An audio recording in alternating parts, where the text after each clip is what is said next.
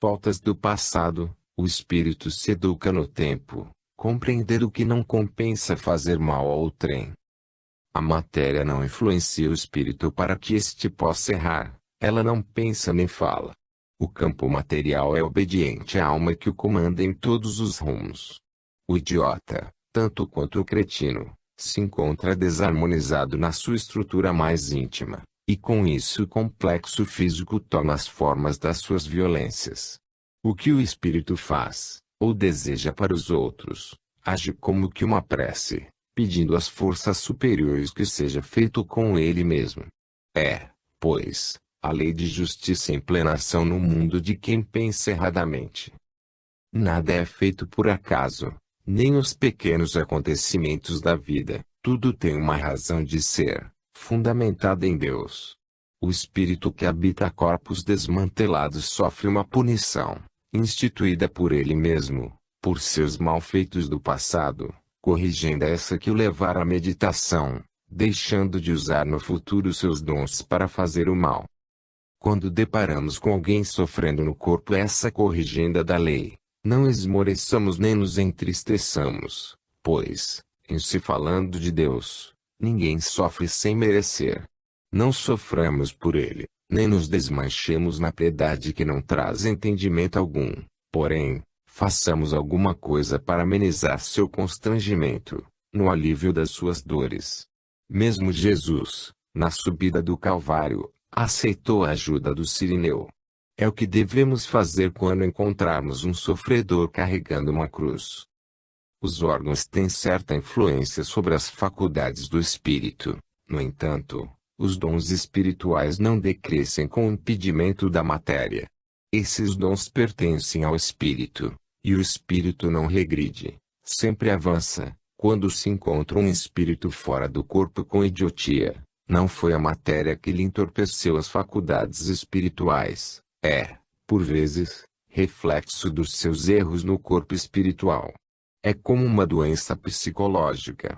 O comando é da alma, no bem ou no mal. Muitos corpos que servem ao espírito são danificados com a conduta do mesmo.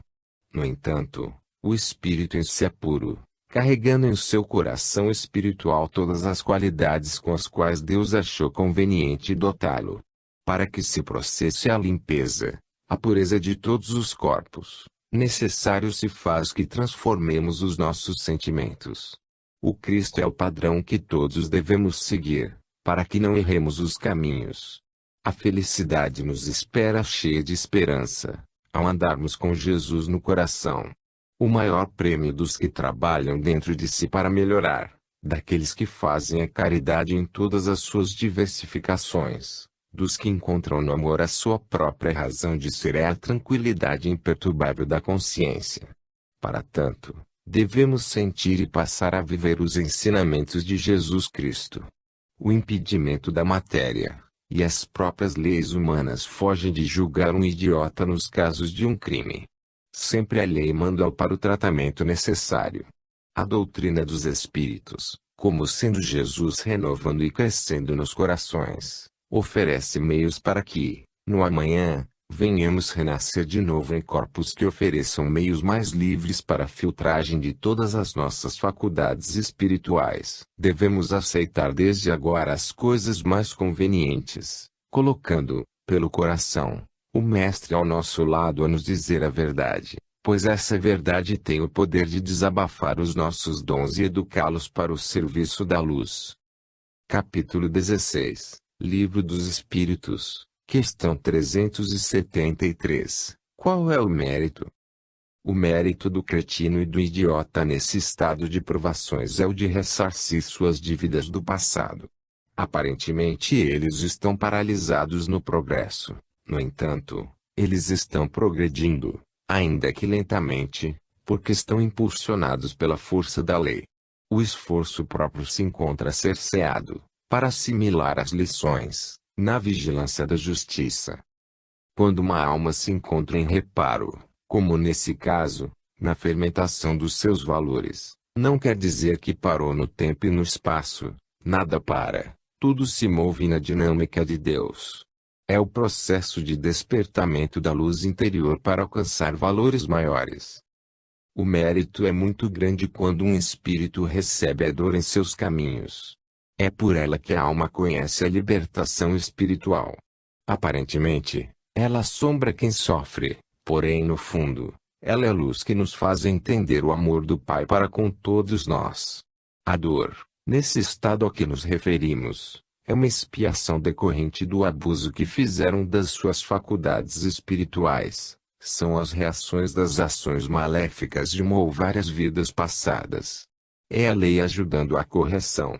A dor é sempre um socorro, para que não venhamos a piorar a situação, com maiores dificuldades em nossos passos.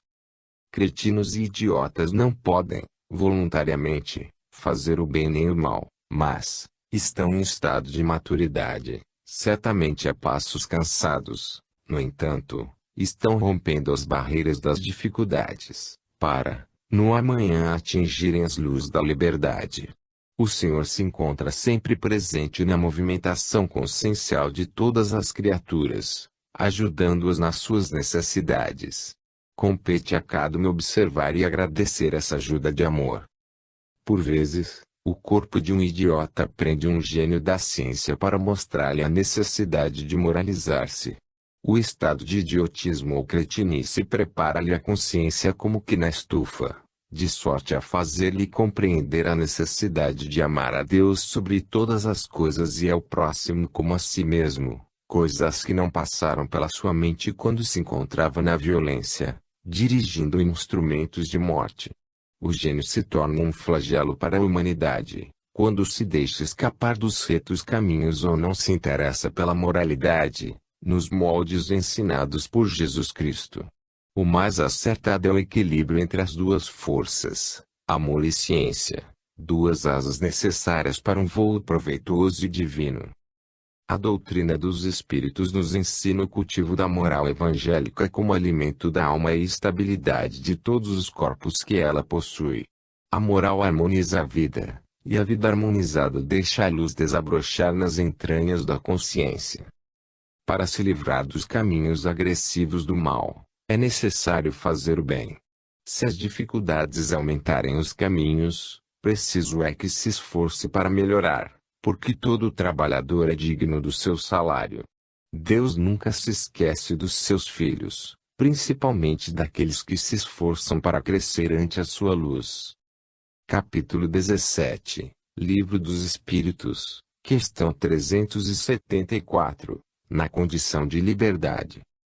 Na condição de espírito livre, o idiota quase sempre tem consciência das provas que passa para a educação dos seus sentimentos. Entretanto, existem alguns que, mesmo desencarnados, continuam sendo idiotas, dados seus laços com as paixões inferiores serem muito fortes, precisando, por vezes, de outra reencarnação nesse estado de idiotismo, até saldar seus débitos do passado.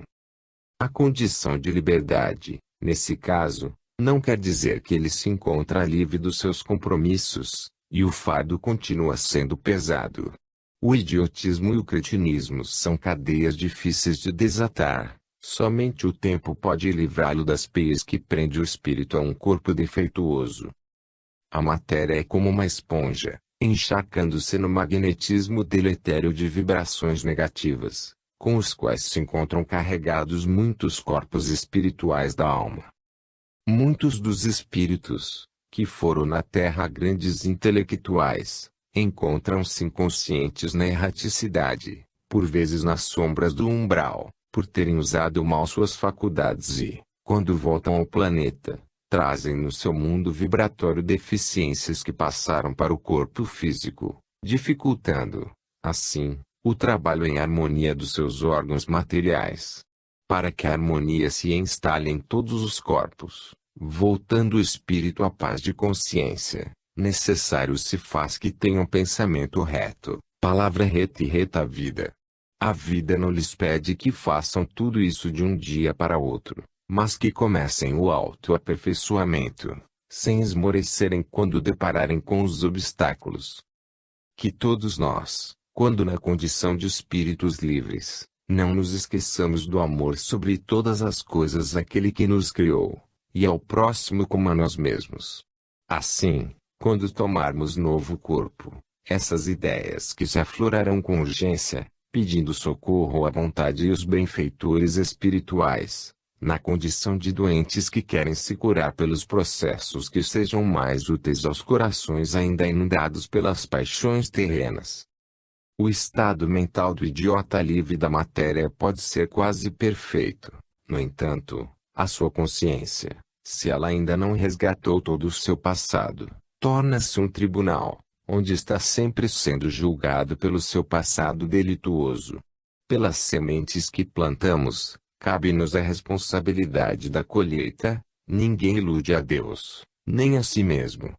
A vida nos entrega aquilo que damos e nos favorece pelo que favorecemos aos outros. Nós sempre ouvimos de acordo com o que falamos aos companheiros de caminho. O Espiritismo é a força de Deus para todos nós, na carne e fora dela, por ser uma revelação divina e humana das coisas mais sagradas que podem nos ajudar a levar nossa cruz, mostrando-nos onde adquirirmos forças novas para lutar contra os nossos inimigos, na intimidade do coração. Aproveitemos o tempo, nas condições que nos compete aproveitar, que logo a luz brilhará na cidade da consciência, a refletir o amor de Deus e a bondade do Cristo.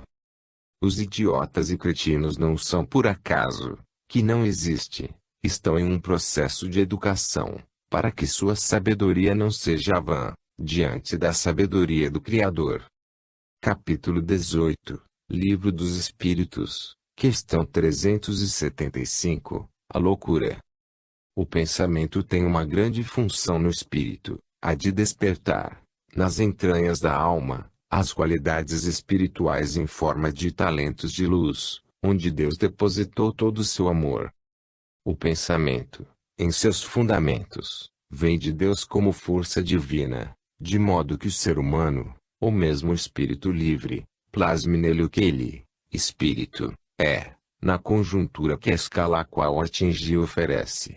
Torna-se semente, de forma que somos responsáveis pelo que semeamos. A loucura é uma distorção da força mental em uma ou várias reencarnações.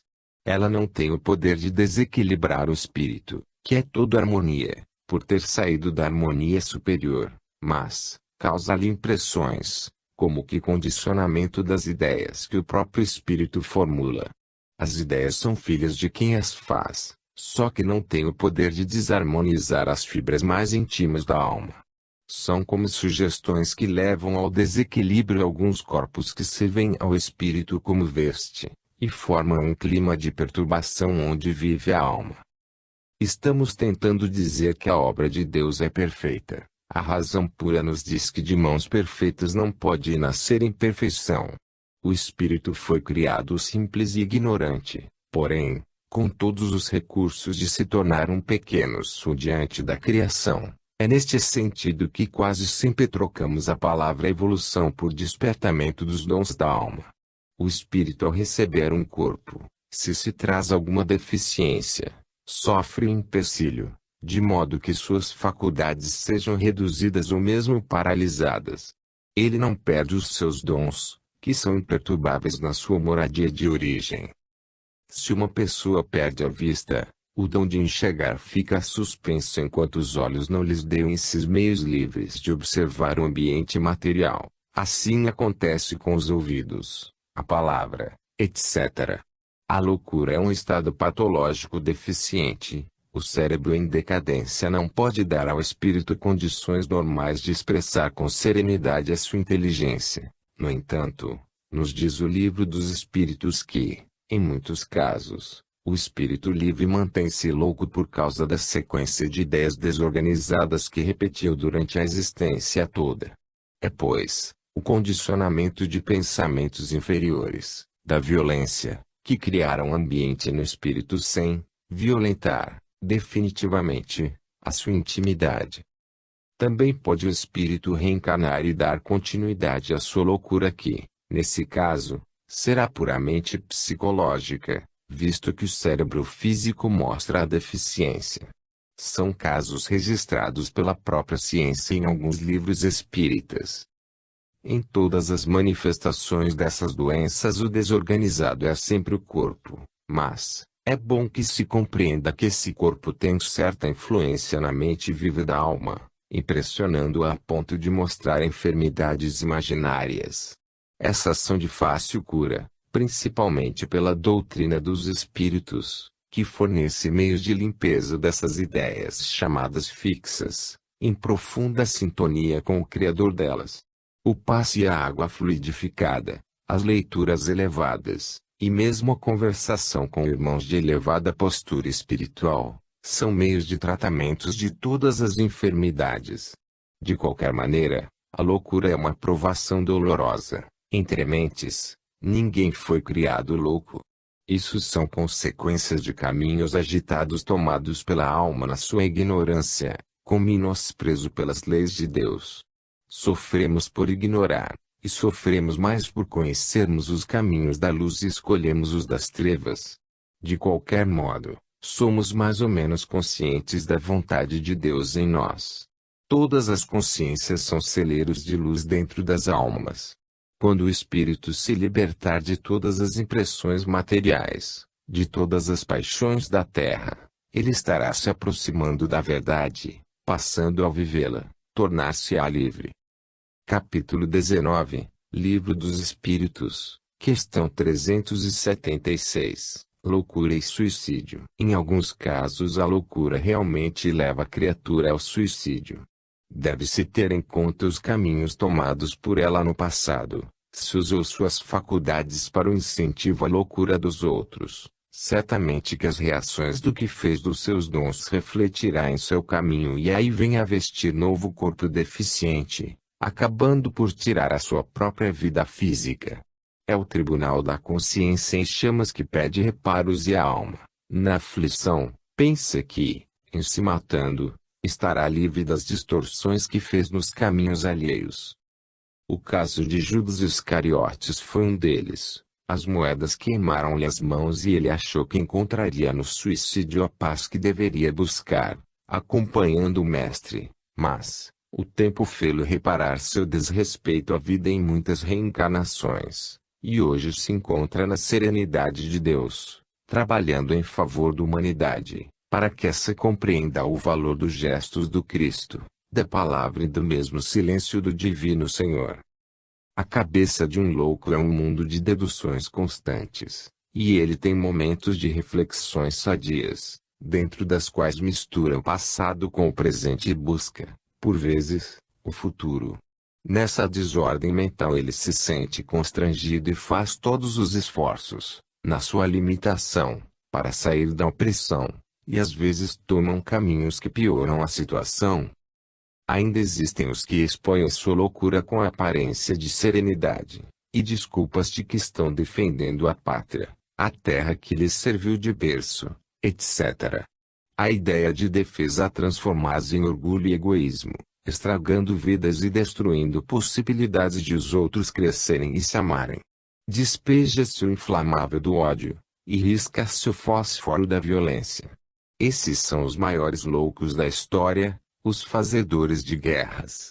E quando o tempo começa a educá-los, eles mudam de estratégia, passam a fazer guerra fria, oprimindo os mais fracos, invadindo países e saqueando-lhes os celeiros. É nesse ponto que o Evangelho lhes pergunta, para que ajuntar tanto, se amanhã o Senhor lhe pedirá a alma? Esse procedimento de grande parte da humanidade é um suicídio lento. Esquecendo o mandamento da lei, não matarás, eles matam tudo com instrumentos de guerra cada vez mais melhorados e renovados, verdadeiros engenhos de destruição. Mas a natureza vai começar a responder e quem fez ou cooperou para a explosão das guerras irá responder por suas desordens. Eis aí o choro e ranger de dentes. O suicídio no mundo tomou proporções indescritíveis. É a resposta dos pensamentos criados pelos próprios suicidas do passado. A opressão das sementes do mal laçadas por eles é tanta que eles não suportam a opressão da força que emitiram para a destruição, e elas voltaram para arruinar os destruidores. Ninguém engana a lei de justiça, porque Deus é amor. O espírito passa a sofrer o constrangimento do modo que constrangeu aos outros, e somente paga o que deve na pauta da vida. Quem não plantou, como pode colher? A doutrina dos espíritos é Jesus voltando para toda a humanidade, por misericórdia de Deus, desdobrando esforços, de sorte a ensinar novamente aos povos o que é amar, e como se deve comportar para viver feliz. Capítulo 20, Livro dos Espíritos, questão 377, o espírito alienado. O espírito alienado, depois da morte física, em muitos casos continua com a impressão dos distúrbios que sofria aqui quando animando um corpo. É a impressão que lhe causaram as tormentas do seu passado e que o mantém ligado às coisas da terra. Os nossos pensamentos se prendem onde o coração se acha ligado pelos fios dos sentimentos. A sensibilidade da alma registra o que ela pensa, vê e sente. Quantas perturbações fantasmas nós conservamos! Umas, nós assimilamos no ambiente em que vivemos. Outras, nós ouvimos e outras mais, nós vemos. Necessário se faz que procuremos em tudo o equilíbrio, pois existem leis que regem a vida. Quando fugimos delas, caímos nas repartições que nós mesmos criamos. As leis naturais são o próprio Criador presente em nós, a nos advertir sobre como percorremos nossos caminhos. O espírito alienado é um ser possesso de pensamentos negativos que ele mesmo criou, e se faz vítima dos mesmos até que aprenda a pensar melhor. As ilusões são individuais, na grande escola de Deus para os seus filhos. Não queiramos modificar o que Deus criou. Ele é o sábio de todos os sábios, é a suprema inteligência criadora e nada fez, faz ou fará de errado. Devemos ter cuidado com as muitas repetições, principalmente as más, pois elas podem ficar ligadas nas sensibilidades da alma com a mensagem que nelas imprimimos. Aí é que vem a grandeza das lições de Jesus, que nos ensinam, no Evangelho, a dar tonalidade às nossas ideias, retidão aos nossos sentimentos. Jesus foi a amplitude do perdão, exemplificando essa virtude mesmo quando na cruz. Foram suas palavras: Pai, perdoai-lhes, eles não sabem o que fazem. Lucas 23-24. O espírito do alienado é um doente que carece de tratamento espiritual e o espiritismo fornece o melhor medicamento para tais enfermidades que proliferam no ambiente onde se foge a educação da alma.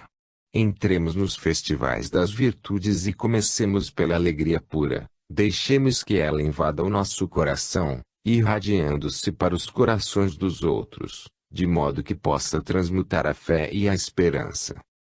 O dia em que a fraternidade ligar todas as criaturas da terra, certamente que não mais existirão nela doentes nem doenças, porque somente esse amor que Jesus ensinou é capaz de nos mostrar os caminhos da felicidade.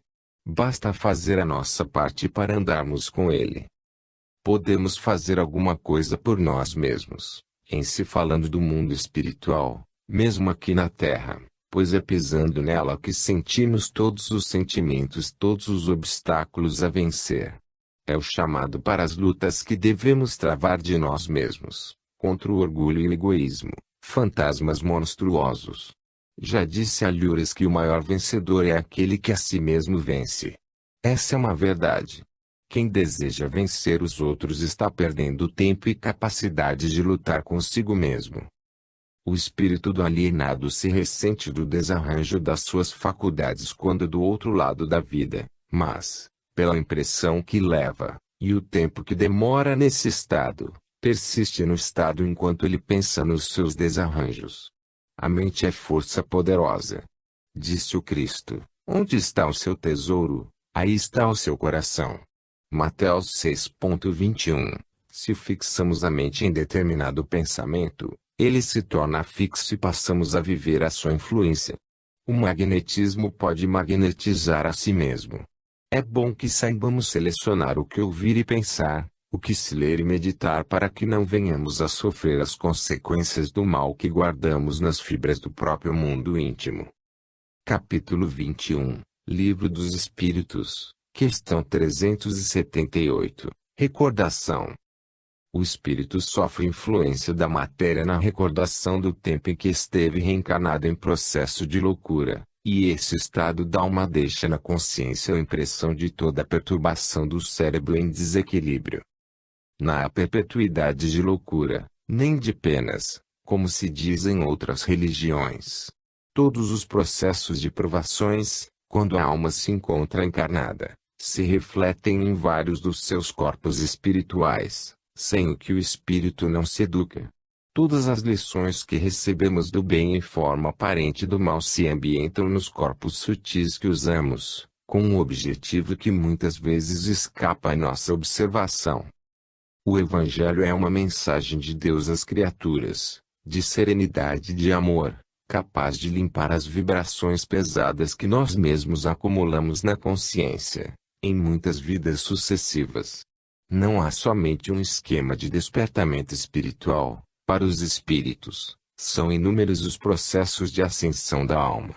As provações que muitas vezes enfrentamos na Terra nos deixam uma soma de condicionamentos muito grande, não somente a argamassa fisiológica da estrutura do cérebro. O verdadeiro registro das leis está na consciência, onde as letras são mais vivas e as recordações podem se demorar, bem como, também, desaparecer, desde quando isso não tenha mais importância para nossa perfeição. Quando um peso oprime o espírito e a compreensão já o atingiu, ele procura meditar mais sobre essa mensagem até descobrir o que a lei deseja dele. Se não alcança sua linguagem mística, procura quem a entenda para o guiar na orientação mais conveniente. O objetivo mais profundo do Cristo é nascer de cada um. Quando isso acontece, passa a alma a fazer a limpeza na sua própria intimidade, de sorte a fazer desaparecer todas as más impressões, quais sejam a tristeza, a melancolia, a maldade, o ciúme, a violência. Há espíritos que vivem da recordação das paixões inferiores e cada vez mais acumulam sombras em todos os seus corpos, perturbando todos os seus sentimentos e apagando, mesmo temporariamente, os valores conquistados.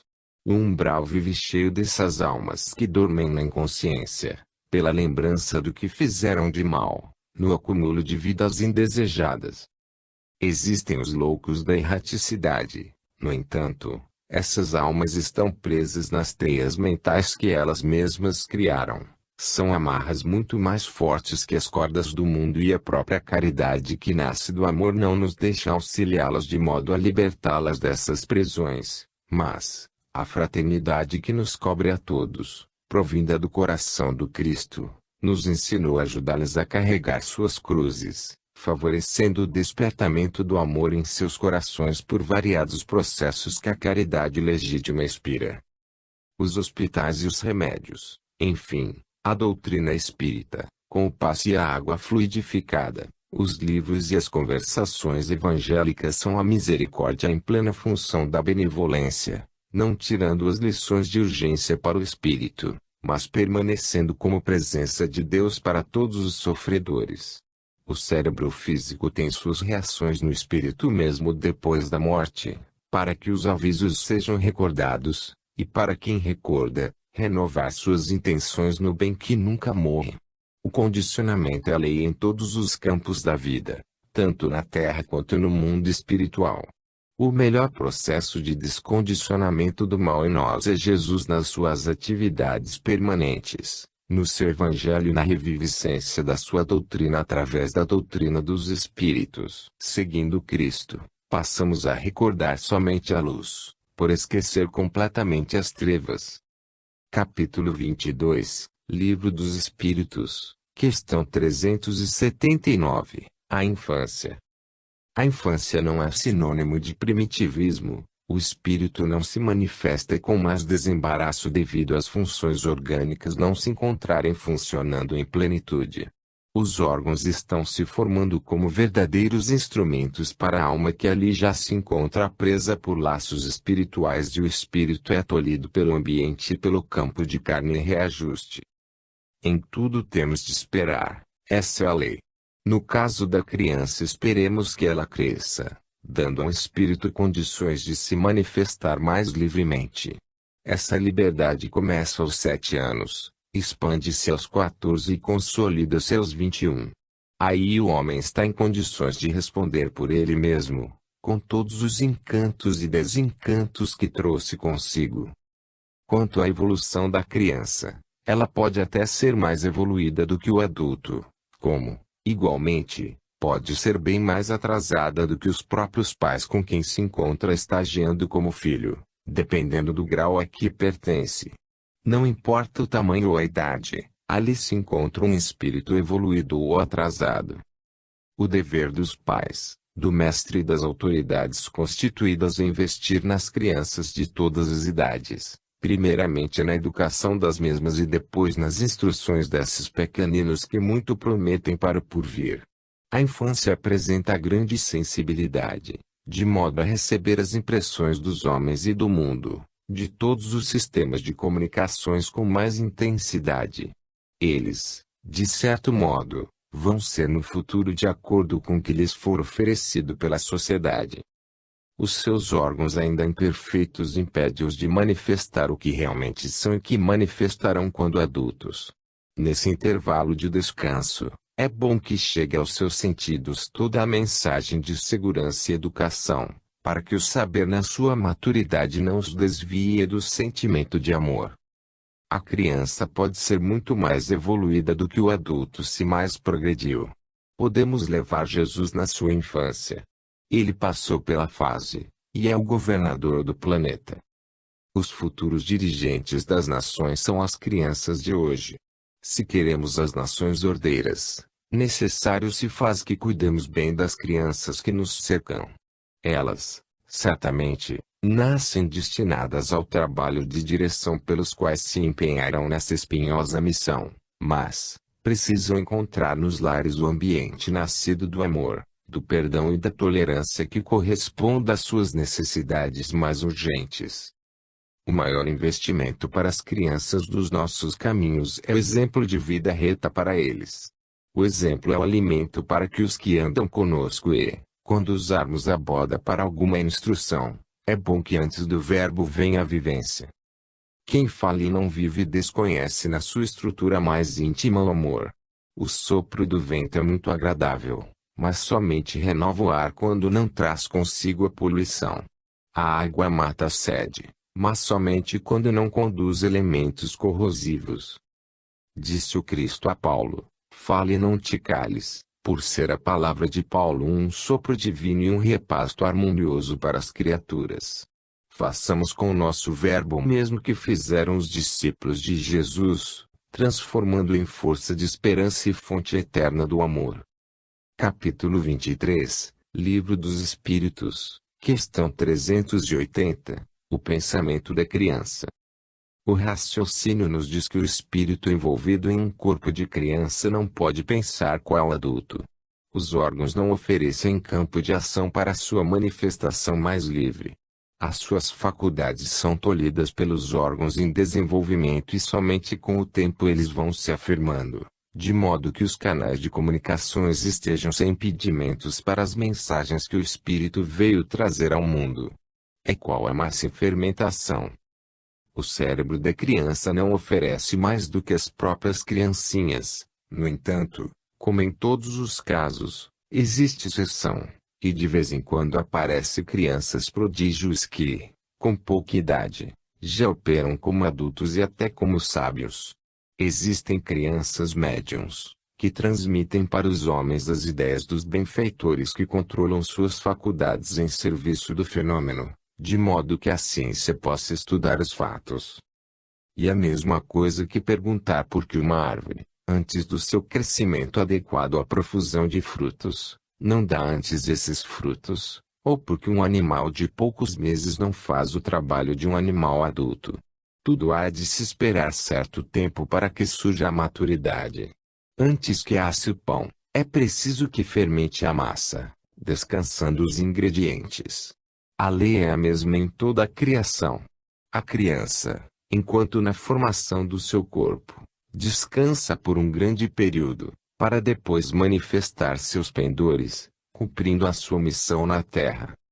Como já foi dito, essa criança pode, em muitos casos, ser muito mais elevada do que muitos adultos, porém, o seu instrumento de manifestação da inteligência ainda se encontra em preparo pelas mãos do tempo e com as bênçãos de Deus.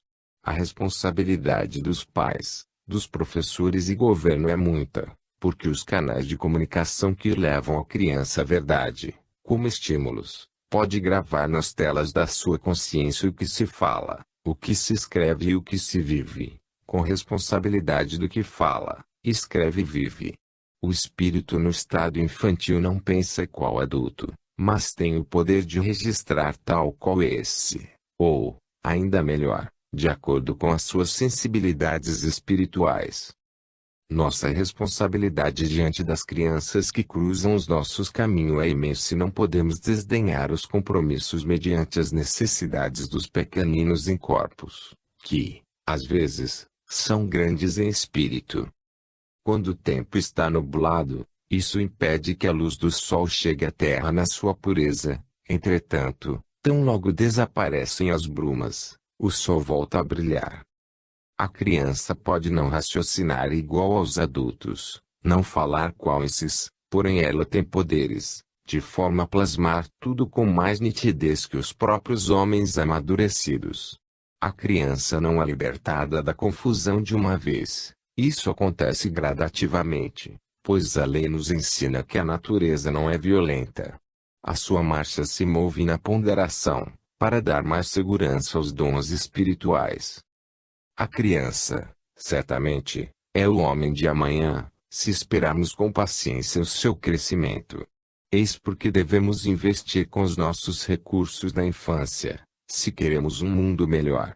Vejamos o que disse o Senhor: vinde a minhas criancinhas. Se trabalhamos com amor para as crianças de hoje, receberemos o mesmo, porque no amanhã seremos certamente crianças outra vez.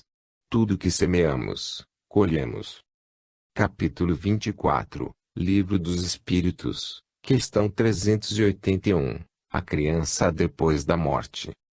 A criança depois da morte, em se desligando do corpo físico, readquire o vigor que antes tinha, notadamente quando é o espírito mais ou menos evoluído. No entanto, a alma em estado de atraso espiritual, onde as paixões inferiores invadem por completo seus sentimentos, tolhindo suas faculdades espirituais, essa, depois do desenlace, volta ao seu estado primitivo que, por vezes, era de inconsciência.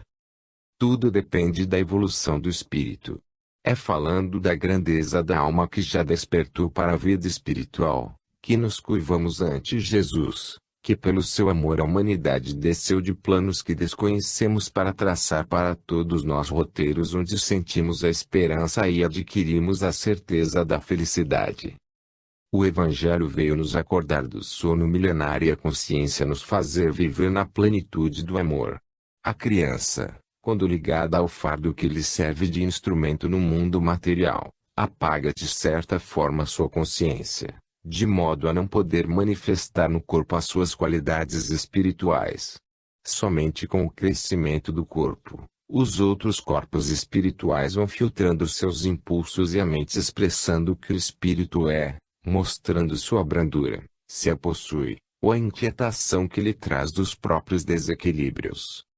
A doutrina dos espíritos, revivendo Jesus na sua amplitude de amor, convida os pais das crianças a se comportarem com dignidade frente aos filhos, para que eles recebam dos seus genitores o exemplo da serenidade e de amor. A criancinha com dias de existência, ou ainda mesmo no ventre da mãe, já absorve o comportamento dos pais, por via de impulsos espirituais, e guarda nos departamentos da razão, a desabrocharem esses laços do bem ou do mal que se recebeu dos pais e do ambiente que se encontra. Eis porque a grande responsabilidade de um lar. Dessa forma devemos sublimar a atmosfera onde habitamos, com pensamentos e conduta na sintonia do Evangelho, porque onde o Cristo se encontra somente a luz vive. O homem do futuro, ao sugar do seio da mãe o alimento renovador, está absorvendo os próprios sentimentos da sua genitora, E se houver descuido da mãe, entregando-se ao ciúme e ao ódio, estará matando seus filhos aos poucos com cargas magnéticas que insufla no seu próprio leite. Quantas crianças morrem por ignorância dos pais? Os pais devem se dedicar ao culto do evangelho no lar, mas não ficar somente no culto exterior, que procurem assimilar o seu conteúdo, esforçando-se para aplicar os ensinamentos na vida diária, mesmo que haja alguma resistência do corpo físico ou espiritual. Não podemos fugir às lutas, aquelas mais difíceis da vida, a batalha interior, capazes de renovar o homem, iluminando-lhe a mente. Nós todos devemos investir nas crianças até o ponto em que elas suportem, fazendo nossa obrigação mediante as necessidades dos que chegam à Terra pelos processos da reencarnação. Estaremos, assim, cooperando com a vida, na certeza de que acenderá a luz nas trevas, aparecendo o paraíso prometido, dando felicidade para todas as criaturas. Quem desleixa as crianças certamente receberá o plantio da indiferença. Não deixemos desgovernar nossos pensamentos, principalmente no que se refere ao lar.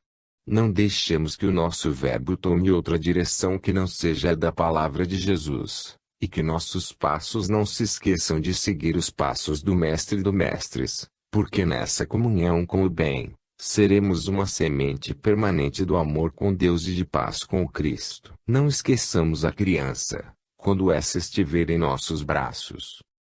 Capítulo 25, Livro dos Espíritos, questão 382, durante a infância. No decurso da infância o espírito não sofre, porque não se encontra devidamente ligado ao corpo em estado de crescimento. A lei universal que protege a todos tem as suas gradações de eutimia, facilitando assim o estado em que se encontra a alma em vias, por vezes, de grandes provações. Conforme o espírito que se encontra ligado à carne, ele passa por certas inquietações, em estado de sono ou inconsciência, que não convém ao espírito esclarecido. Já o espírito altamente evoluído, quando vem à Terra em missão especial, não perde sua lucidez, por não ter necessidade disso, como no caso de Francisco de Assis e outros. A capacidade espiritual dessas almas não os deixa ficar inertes, nem precisam descansar na formação do seu corpo físico, eles trabalham constantemente. Todavia existem almas que ficam em estado de inconsciência, às vezes até por toda a existência. Elas não estão perdendo tempo, pois há um processo de osmose, onde a lei de amor se processa para educar as criaturas nesse regime de vida, que aparentemente se encontra desligado da vida. Os meios de aformosear a vida são diversos, uns mais lentos e outros mais ligeiros. Isso tudo depende da evolução da alma. O carro de boi é muito lento na sua marcha, contudo, a evolução dotou o avião moderno com mais velocidade. Assim a evolução do espírito primitivo em relação ao evoluído. Em se falando das crianças, a imperfeição dos órgãos já lhes obriga a não pensar e nem expressar o que guardam acumulado como suas experiências. Se o corpo tolhe suas faculdades, certamente que isso tem um objetivo, o de ficar em estado de descanso refazendo forças para novas lutas da carne, que não são fáceis. A mensagem do Espiritismo à humanidade é para o devido preparo, principalmente para entender como receber os recém-vindos ao mundo, pois que vai ser entregue a eles o comando de todas as nações e de todos os lares, para que esses, no futuro, vivam na suavidade do amor e da caridade. O constrangimento dos órgãos das crianças é para o bem delas, no fundo, é refazimento das forças. O soldado no fronte tem suas horas para reparar o que perdeu nas lutas. A vida na terra é, pois, plena luta, e quem vence a si mesmo é o maior vencedor. Quando Jesus deu grande importância para as crianças, foi nos ensinando que devíamos fazer o mesmo, porque elas são sementes de Deus para a continuidade da mensagem de Cristo, porém é necessário que aprendam a viver no ambiente dos pais. Uma criança no lar é um encanto em flor de vida, que por muitas vezes sustenta a vida dos pais. O sorriso de uma criancinha para os pais é vida que se transmite para os que lhe deram a vida material. É a gratidão em silêncio. Cuidemos bem das crianças e não culpemos a Deus por seus infortúnios, quando esses surgirem em nossos caminhos, nem nos revoltemos com os sofrimentos delas, pois Deus não sabe o que faz, porém cuidemos mais no que se refere à nossa obrigação, para que o sofrimento das crianças não sejam por desmazelo dos pais. Respondemos pelo que deixamos de fazer, esquecendo a obrigação no trato com os pequeninos em formação para a vida. Que Deus abençoe as crianças e os pais, nos seus cuidados com a formação do homem de amanhã. Capítulo 26, Livro dos Espíritos, questão 383. Utilidade do estado infantil.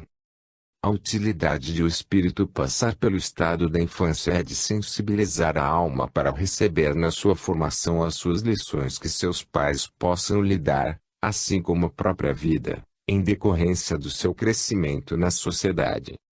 Haveremos de passar por essas vias, que nos dão maior expressão de entendimento sobre a vida e sobre o nosso Criador. Devemos estudar as necessidades do espírito reencarnar em vidas sucessivas, e não revoltar, pois a revolta piora as nossas condições. Todas as leis basilares da criação são impostas pelo benfeitor maior e são de utilidade universal. A reencarnação nos é dada com o sentido de aperfeiçoar a alma, sendo um método que nos serve de instrumento benfeitor. O Senhor não nos pede para criar leis, nem nos implora para que as respeitemos. Nós é que temos que descobrir sua utilidade e segui-las com amor no coração. A vida universal é movimento constante, e é nessa dinâmica que são processadas as mudanças permanentes. Nunca ficamos fixados em um determinado lugar para sempre, mesmo no mundo espiritual, estamos sempre mudando, colhendo experiências diversas e enriquecendo nossas qualidades. Não podemos ficar na carne para sempre igualmente, para não aparecer o enfado. Terminando o período de estadia no planeta, voltaremos para o plano do espírito e vice-versa. Nesse empenho, vamos mudando de faixa, acendendo cada vez mais as luzes de Deus no coração. A utilidade de passar pelo estado da infância é a assimilação das leis espirituais. Mesmo na inconsciência isso se processa. E quando conscientes, elas se aderem mais à consciência. O planeta se encontra às beiras de uma grande renovação e ele vai ascender mais um grau na escala dos mundos. Isso dará à humanidade meios mais elevados de assimilar a verdade e viver mais feliz, porque reconhecerá Deus como Pai de amor e Jesus como Mestre de todos os mestres. O Cristo é o pastor inconfundível de todas as almas que vivem na terra.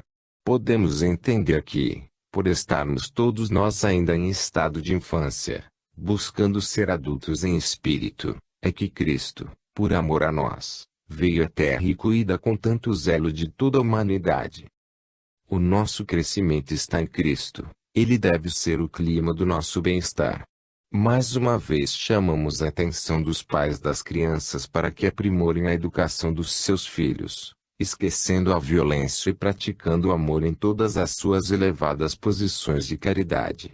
Os pais são canais de Deus, pisando no chão para a elevação dos que os rodeiam. A equidade do adulto é a prova de paz no coração. Se os pais se entregam ao vício, estão mandando seus filhos fazerem o mesmo. Se roubam, estão estimulando seus filhos a copiarem o erro. Se mentem, estarão falando aos corações dos filhos para fazer o que não deve ser feito. Nesse raciocínio, podemos avaliar a influência que temos junto daqueles que Deus nos confiou para educar. Como criança, a sensibilidade se encontra aflorada. Meditemos sobre o que deve ser entregue a eles, pelo exemplo de vida. Capítulo 27, Livro dos Espíritos, questão 384. Primeira manifestação. A primeira manifestação da criança no mundo, ao nascer é realmente o choro, para dizer aos pais que está junto deles. Os pais, principalmente a mãe, ao ouvirem o primeiro choro do filho, sentem a alegria assomar em seus corações, que nesta hora se encontram em estado de alta sensibilidade. Os desencarnados que ali se encontram batem palmas energéticas de alegria, igualmente, e a criança renova suas forças com as lágrimas em profusão. Até aqueles que assistem à mãe sentem um estado de bem-estar ao ouvir a música do espírito que vem à luz da vida. Muitos pensam que o choro é comportamento negativo, mas nem sempre. As lágrimas são afrouxamento dos nervos, e podem criar um ambiente de muita tranquilidade. Dependendo do motivo por que se chora, elas têm muita utilidade. Mesmo com o adulto, o choro é uma terapia. Quando está enredado em opressões, o choro alivia, bem como atrai para junto de si companheiros em socorro, aliviando mais rapidamente a dor interna, o que, por vezes, não é aconselhável.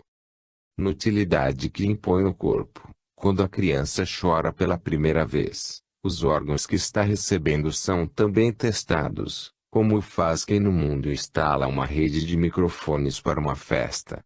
Tudo tem o teste em primeira mão. A criança, quando chora, chama imediatamente a atenção da mãe ou dos que a cercam, e eles logo avaliam se é fome ou dor, e cuidam dela.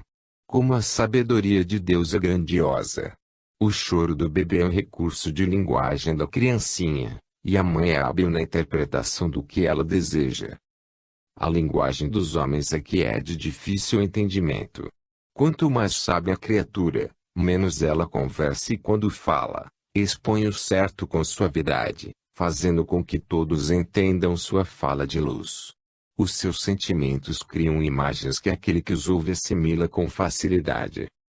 A criança, desde a tenra idade, já sorri também, mostrando aos presentes que já sabe expressar o ambiente que Deus para a satisfação dos que cuidam dela e entendem o que ela deseja.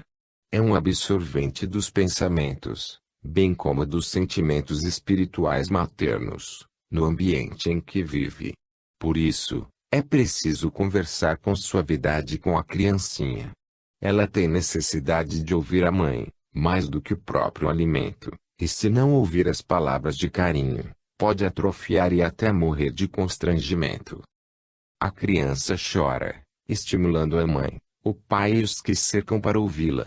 Se pensamos que está ali um ser completamente inconsciente, estamos enganados. Nela tudo se registra na mais pura sensibilidade que aflora na consciência, e que o coração expressa nos sentimentos infantis. Não descuidemos da criança em todas as suas necessidades de viver. Ela tem o direito de vida como todas as criaturas. Atrofiar uma criança por negar a ela seu direito é assassinar uma vida em formação, é crime por omissão. O mundo espiritual se encontra presente junto às crianças para ajudá-las nas suas mais puras necessidades. A mãe, quando conversa com seus filhos, em muitos casos serve de médium, a fim de transmitir a mensagem do plano espiritual à vida em formação. Capítulo 28, Livro dos Espíritos, questão 385, Mudanças. A mudança que se opera nas crianças ao alcançarem a maturidade dos corpos vem da sua liberdade de expressar o que são. Ao se ajustarem mais os laços da reencarnação, a alma fica mais consciente do seu estado espiritual, e passa a ser o que realmente é. O espírito tem necessidade de voltar ao corpo quando precisa reparar suas faltas, ou quando a lei o induz para o devido despertamento espiritual. E é nesse reingresso na carne que Deus lhes dá a capa de inocência. Desta forma, receberá desde o princípio da sua nova existência certa dose de carinho, por ser sua presença uma flor que desabrocha, sorrindo para a vida. Se esse espírito expressasse imediatamente o que ele é, talvez suscitasse nos próprios pais antipatia, vibrando neles o magnetismo que caracteriza a sua presença. Mas Deus, como é sábio e justo, dá-lhe uma candura suficiente para que sobre ele os olhos recaiam com amor, cobrindo de toda a proteção. As mudanças nas criaturas são gradativas, essa é a ação das leis de amor, derramando sobre elas a misericórdia no sentido de que sustentem uma posição melhorada na sua existência que começa. Se essas crianças ficassem no mundo espiritual, Esquecendo a reencarnação, seriam necessárias certas imposições, drásticas demais para seu tamanho, no sentido de corrigi-las. Mas a bondade mostra o amor do Pai Celestial nos dando oportunidades melhores para o prosseguimento do nosso despertamento. Deus cobre os espíritos inferiores com a inocência e reveste-os com amor, dando oportunidades às crianças, quando espíritos inferiores, de crescerem. Quando esses espíritos recebem no lar motivações para melhorarem, nada disso se perde, pois eles absorvem as lições, por leis que asseguram a vida, e que mais tarde expressarão como diretrizes de luz nos caminhos para a paz. Devemos estimar e estudar a vida e o porquê vivemos na Terra, ajudando as crianças a se libertarem das contingências perigosas que devem passar como adultos. O corpo é como um cavalo bem treinado, mas precisa ainda de freio e espora. Quando lerdo a espora deve funcionar, quando adiantado em demasia, o bridão regula seu ímpeto. As mudanças da alma são constantes, porque é mudando-se que se processa a vida, somando luz onde a experiência se expande em atividades nobres. Os pais devem estar preparados para receberem todos os tipos de espíritos que Deus lhes enviará para a devida educação dos seus impulsos inferiores. Pode nascer no lar um espírito elevado, porém, no meio desses devem vir irmãos cheios de paixões inferiores, mostrando aos pais a necessidade de trabalhar em favor da própria humanidade.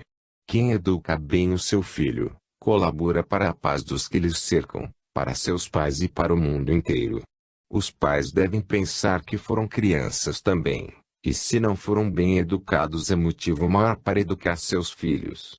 Educação é a semente de luz que no futuro ilumina quem acendeu essa claridade. É na fase de criança que o espírito tem mais possibilidade de reformar seus caracteres. O corte das arestas se processa com mais eficiência nos seres em formação. Não descuidemos dos filhos e ajudemos aos outros, pois temos muitos meios de servir de instrumento para a educação daqueles que nos rodeiam. Não devemos cogitar muito sobre o porquê de o espírito voltar à Terra como criança. Devemos, sim, fazer o que estiver ao nosso alcance para melhorar-lhes os maus pendores, certificando-nos de que tudo que fizemos de bom é a luz nos nossos caminhos e a paz para a humanidade inteira. Capítulo 29, Livro dos Espíritos, questão 386, Simpatia. A simpatia entre dois seres é força poderosa que se enraiza em vidas passadas. Certamente que nem todos reconhecem seus parceiros de outras existências. No entanto, há criaturas mais dotadas de sensibilidades que percebem amigos e inimigos de épocas recuadas. Se juntos foram felizes, dá-lhes um grande prazer esse reencontro. Quando infelizes, gera-se logo antipatia entre os dois. A perda de conhecimento às vezes é um aparo para os dois em processo de novas atividades, sem o qual não poderiam crescer, voltando ao ponto anterior, fomentando suas paixões descabidas e, às vezes, perturbando famílias já constituídas. O reconhecimento pleno dos seres que antes viveram juntos entravaria o progresso. Se fosse conveniente, eles voltariam juntos. No entanto, não poderemos generalizar. Quando Deus acha bom, coloca os dois em caminho para que se encontrem, desde quando os frutos desse encontro sejam bons, não como pensamos, mas como o Senhor acha melhor. A doutrina dos Espíritos é fonte de amor. Ela nos ensina a fazer simpatias enobrecidas no Evangelho de Jesus, e é capaz de nos mostrar o amor nas bases da fraternidade pura, de modo a libertar as criaturas das induções inferiores. A simpatia entre dois seres é tão agradável, e é um estímulo para o seu adiantamento, quando eles descobrem no reencontro a razão de viver para Cristo. O ideal de Deus para os homens é melhorar e subir, conhecendo a verdade. Se fomos feitos simples e ignorantes, isso não quer dizer que não tenhamos a semente da perfeição na nossa intimidade. Ela existe dormindo em nós, para ser despertada com o tempo e o nosso esforço, agindo sob as bênçãos de Deus. que use o canal divino das mãos de Jesus Cristo. Cultivemos a simpatia onde quer que formos, desfaçamos todas as inimizades, por onde passarmos. Nessa transformação de paixões para a vida de amor é que a felicidade aparece no fundo da consciência. Mais tarde, o ódio,